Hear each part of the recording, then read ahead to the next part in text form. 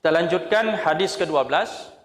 Haddatsana Abu Daud Al-Masahifi Sulaiman ibn Salmin qala haddatsana An-Nadr ibn Shumail an Salih ibn Abi Al-Akhdar an Ibn Shihab an Abi Salamah an Abi Hurairah.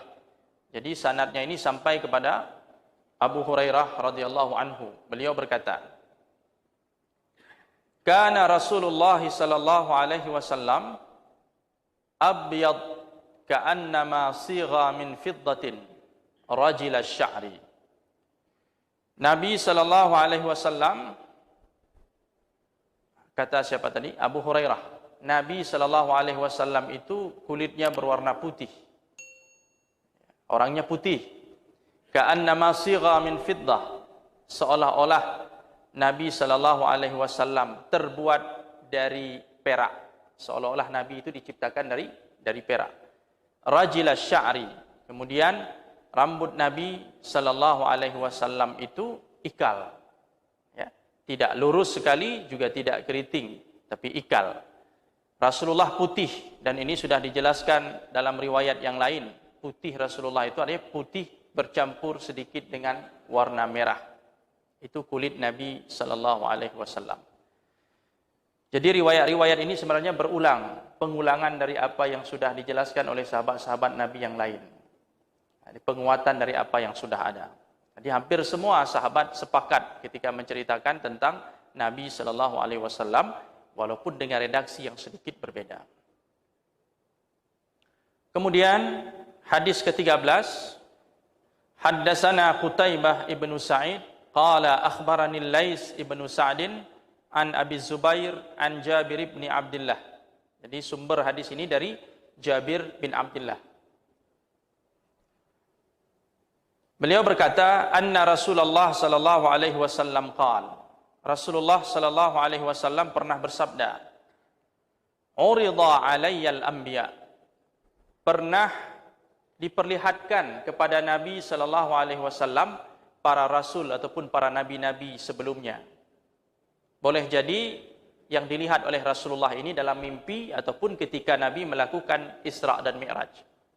Yang jelas pernah diperlihatkan kepada Nabi kita Muhammad sallallahu alaihi wasallam tentang sosok nabi-nabi sebelumnya. Fa idza Musa alaihi salam darbun minar rijal. Ketika itu Nabi sallallahu alaihi wasallam melihat sosok Nabi Musa itu darbun minar rijal. Arti darbun minar rijal, Nabi Musa itu sosoknya adalah seorang yang tinggi badannya itu sedang, tidak terlalu tinggi, tidak terlalu pendek. Jadi posturnya sedang. Ka'annahu min rijali Shanu'ah. Seakan-akan Nabi Musa itu berasal dari suku Shanu'ah. Shanu'ah ini adalah sebuah kabilah, sebuah suku yang hidup di Yaman. Suku tersebut terkenal tubuh mereka itu sangat kuat dan tubuh mereka itu tegap. Tubuhnya tegap, perawakannya bagus dan memiliki kekuatan yang luar biasa. Jadi Nabi sallallahu alaihi wasallam melihat sosok Nabi Musa lah sosok yang kuat. Tubuhnya berisi, tegap, ya. Kemudian tidak terlalu tinggi dan tidak terlalu pendek.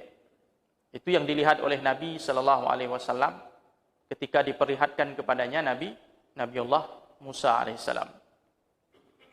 Wa ra'aitu Isa bin Maryam. Kemudian aku juga melihat sosok Nabi Isa putra Maryam alaihissalam. Fa idza aqrabu man ra'aitu bihi syabahan Urwah bin Mas'ud.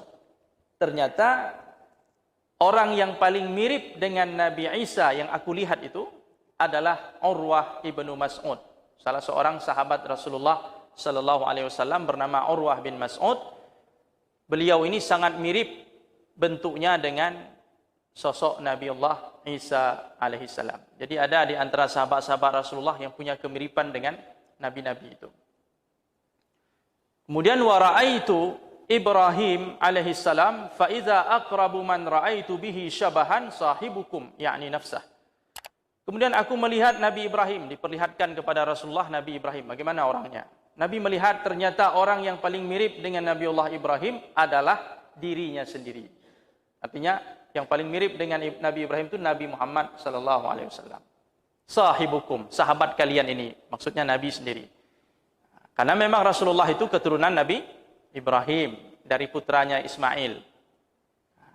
Nabi Isa, Nabi Musa itu cucu keturunan Nabi Ibrahim tapi dari putranya yang bernama Ishak. Nabi Ibrahim punya anak nama Ishak, Ismail. Dari Ishak itu lahirlah Bani Israel.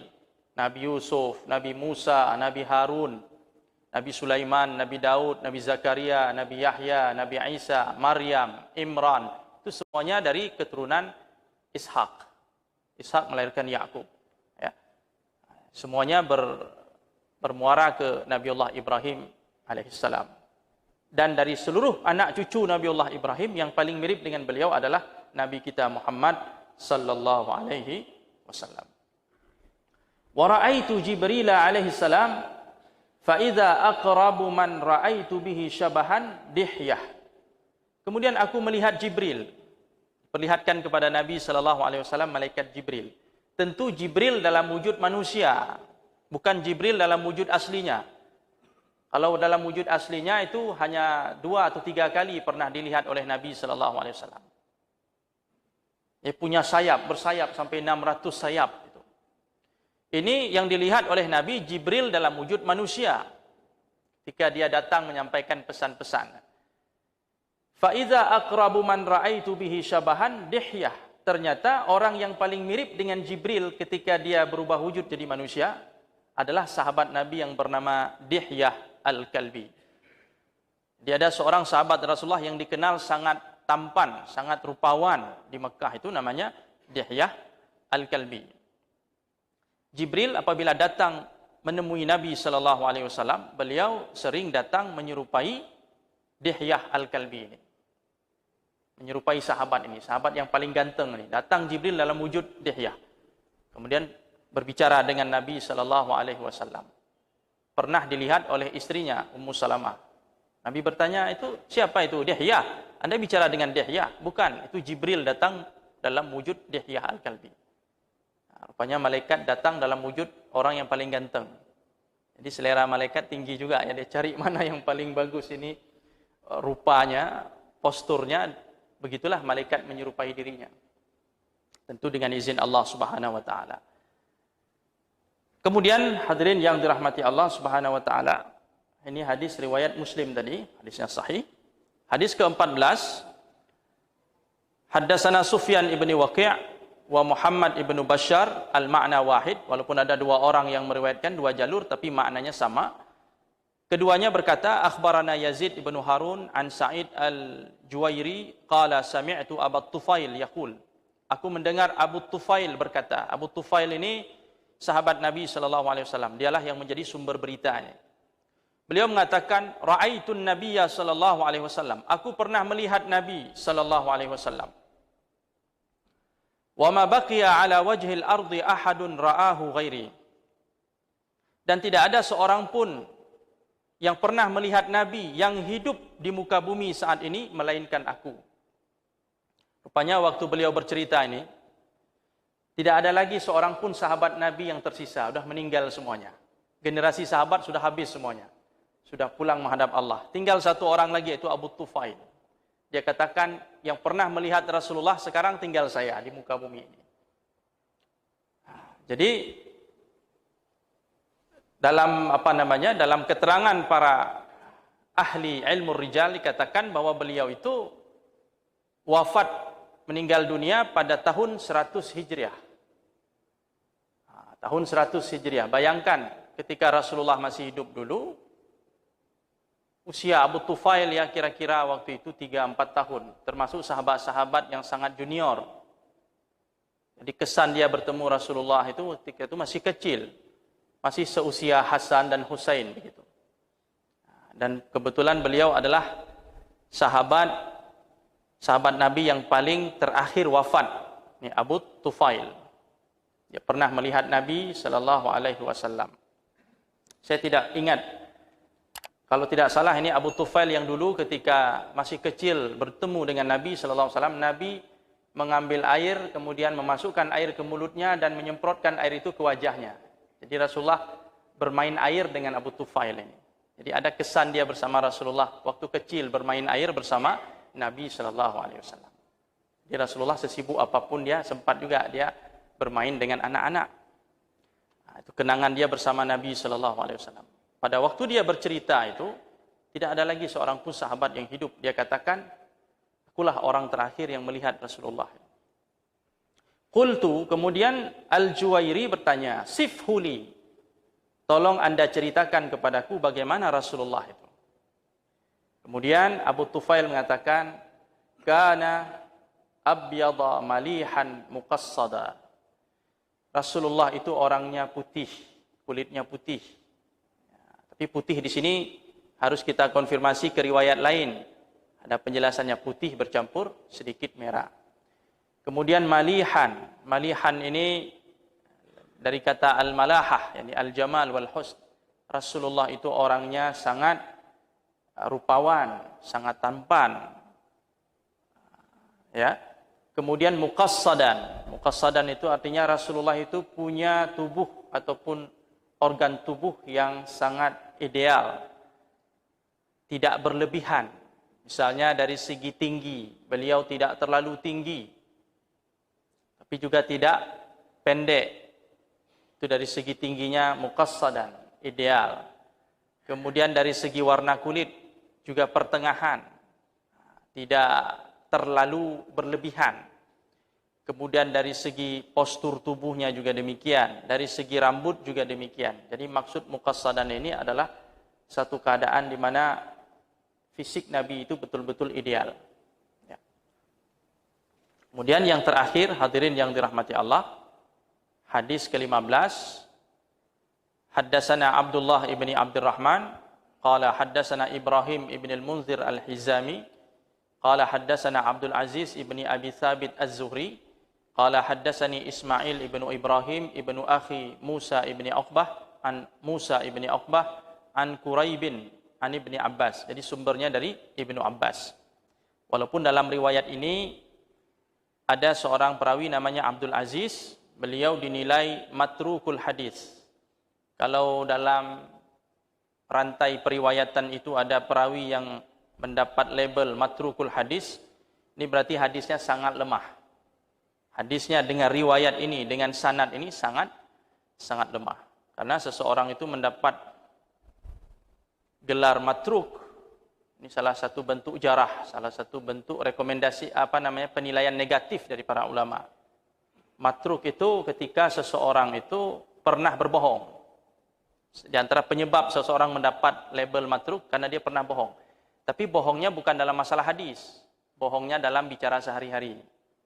Belum terbukti dia bohong dalam hadis, dalam persoalan hadis.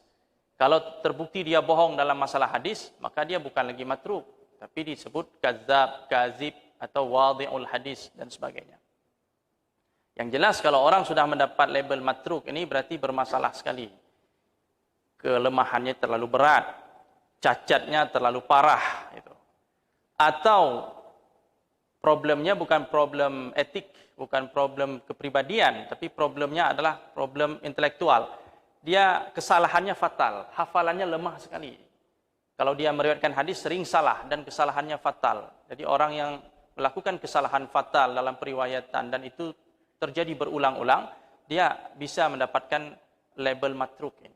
Yang jelas hadirin yang dirahmati Allah, hadis ke-15 ini jujur kita sampaikan secara amanah ilmiah bahwa hadisnya adalah hadis yang sangat lemah. Walaupun isi dari hadis ini sebahagiannya ada disebut melalui riwayat yang sahih, melalui sanad yang sahih. Ibnu Abbas mengatakan, kana Rasulullah sallallahu alaihi wasallam aflajas saniyataini. Jadi Nabi sallallahu alaihi wasallam itu memiliki gigi seri yang agak jarang. Jadi antara giginya serinya itu agak ada renggang sedikit. Tidak rapat serapat-rapatnya, giginya itu agak renggang sedikit. Dan itu merupakan bagian dari sisi keindahan Nabi sallallahu alaihi wasallam. Susunan gigi Rasulullah itu indah, ya, agak sedikit jarang. Tapi tidak jarang sekali, ya. Nah, jadi aflajats saniyatain. Jadi yang disorot di sini adalah bentuk gigi Nabi sallallahu alaihi wasallam. Kemudian kalimat kedua, iza takallama ru'ya kan nuri yakhruju min baini sanayahu. Apabila Nabi berbicara, seakan-akan ada cahaya yang keluar dari sela-sela gigi Nabi sallallahu alaihi wasallam.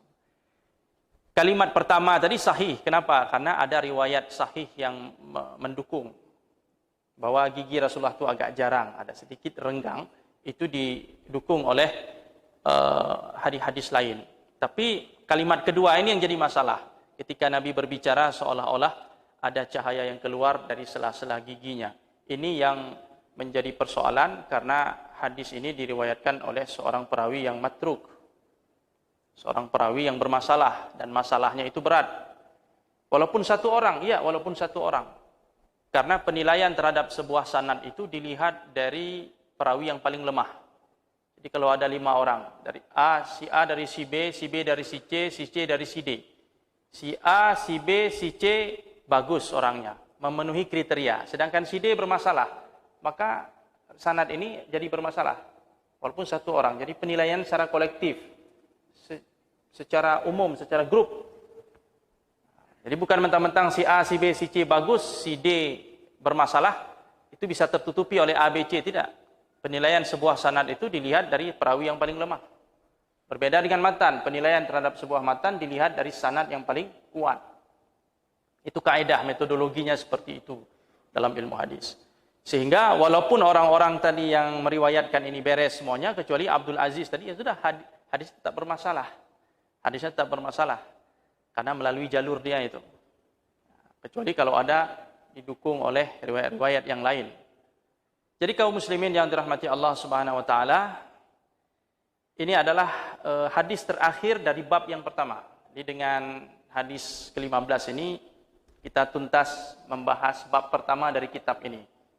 Ya, tentang fisik Nabi sallallahu alaihi wasallam. Insyaallah setelah Idul Fitri nanti kita akan membahas bab kedua tentang khatamun nubuwah, tentang cap ataupun tanda kenabian yang ada di tubuh Nabi sallallahu alaihi wasallam. Kemudian di sini pensyarah kitab ini menekankan atau menegaskan ketika Rasulullah itu disebutkan beliau bercahaya, di giginya ada cahaya, wajahnya bercahaya. Maksud cahaya di sini bukan seperti cahaya lampu. Cahayanya bisa menerangi ruangan, bukan begitu. Cahaya di sini lebih kepada aura dari wajah Rasulullah. Jadi bukan sesuatu yang bersifat fisik ya, seperti cahaya lampu yang bisa menerangi ruangan atau obor dan sebagainya. Kenapa begitu? Karena kalaulah cahaya yang disebutkan tentang tubuh Rasul itu cahayanya seperti cahaya obor, cahaya lampu, lentera dan sebagainya yang bisa menerangi ruangan, maka ini akan kontradiksi dengan fakta. Dalam hadis sahih disebut Aisyah pernah bercerita, suatu malam aku pernah kehilangan Rasulullah di tempat tidurku. Terbangun dia malam, dia tidak menemukan Rasulullah di tempat tidurnya. Akhirnya aku mencari Nabi sallallahu alaihi wasallam dalam kegelapan malam itu, cari Nabi, dan tanganku terhenti di telapak kaki Rasulullah sallallahu alaihi wasallam. Jadi tangan Aisyah menyentuh dan meraba telapak kaki Nabi sallallahu alaihi wasallam yang ketika itu sedang berada di masjid, sedang melakukan ibadah salat. Kata Aisyah, ketika itu aku mendengar Nabi sallallahu alaihi wasallam berdoa, Allahumma a'udzu biridhaka min sakhatik. Ya Allah, aku berlindung kepadamu dengan ridhamu dari segala murkamu. Wa bi mu'afatika min uqubatik. Aku berlindung dengan afiah dan keselamatan darimu dari segala hukumanmu. Wa a'udzu bika mink. Aku berlindung denganmu ya Allah dari azabmu. La uhsi sana'an alaik. Aku tidak sanggup memujimu secara sempurna. Anta kama asnaita ala nafsik. Sesungguhnya keagunganmu itu adalah sebagaimana pujianmu terhadap dirimu sendiri. Aku tidak mampu memujimu dengan sempurna. Yang mengetahui siapa Allah yang sesungguhnya, yang mengetahui sebatas mana keagungan Allah, semana keagungan Allah, yang mengetahui itu Allah sendiri. Kita tidak sanggup menjangkau keagungan Allah Subhanahu wa taala. Jadi itu yang didengar oleh Sayyidah Aisyah ketika dia mencari Rasulullah. Seandainya Rasulullah seperti lampu terang ruangan karena keberadaan beliau, maka Aisyah tidak perlu mencari-cari dalam kegelapan. Cukup tengok wajah Nabi, oh ada wajah Rasulullah di situ. Seperti kita bisa melihat obor dalam kegelapan atau lilin dalam kegelapan. Jadi ini yang ingin dijelaskan oleh pensyarah kitab ini. Jangan dipahami bahwa cahaya Rasulullah itu seperti yang kita lihat, cahaya matahari ataupun cahaya lampu dan sebagainya. Hadirin yang dirahmati Allah Subhanahu wa taala, demikian pembahasan kita untuk hari ini. Selesai bab 1 dari kitab ini, kita akan lanjut kepada bab berikutnya pada pertemuan yang akan datang. Terima kasih atas segala perhatian, mohon maaf atas segala kekurangan. Aqulu qawli hadza wa astaghfirullah li wa lakum. Subhanakallahumma wa bihamdik asyhadu an la ilaha illa anta nastaghfiruka wa natubu ilaik. Assalamualaikum warahmatullahi wabarakatuh.